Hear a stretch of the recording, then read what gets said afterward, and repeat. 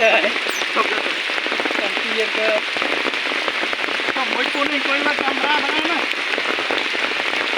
Kami nak orang, kamu dah orang kita.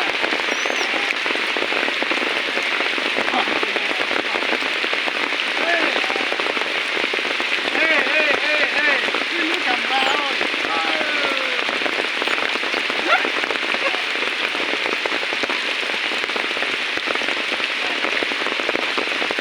Tua lah 1.000 kan.